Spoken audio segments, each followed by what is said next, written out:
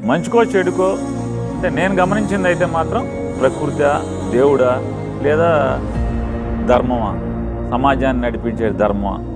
జగన్మోహన్ రెడ్డి గారి మీద 19 నుంచి 24 దాకా వేసినటువంటి నిందలు, విషపు మాటలు, అసత్యాలు ప్రతిదీ కూడా గడిచిన సంవత్సరం 16 మాసాలుగా ఎవరైతే నిందేశారో వాళ్ళే ఏదో రకంగా కడుగుతూ వెళ్ళిపోతున్నారు. జగన్ తప్పులు లేవు, పాప తమ్ముడు చేసినటువంటి లేదా చిమ్మినటువంటి బురద ఈ లెటర్తో కడిగటం వల్ల మేము మీకు హ్యాపీగా కనపడుతున్నామని ఎందుకు అనుకుంటారు? మా మీద బురద కనపడుతుంది మీకు ఇప్పుడు దాకా.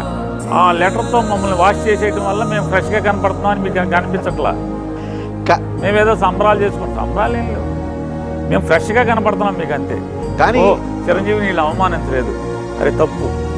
ఆ రోజు అందరూ కూడా విషమ మాటలు మాట్లాడారు, అందరూ అసత్యాలు మాట్లాడారు, జగన్ మీద నిందలేశారు. జగన్ చాలా మర్యాదగా చూసుకున్నాడు అన్నమాట అని ఈ క్లారిటీ వచ్చింది లెటర్.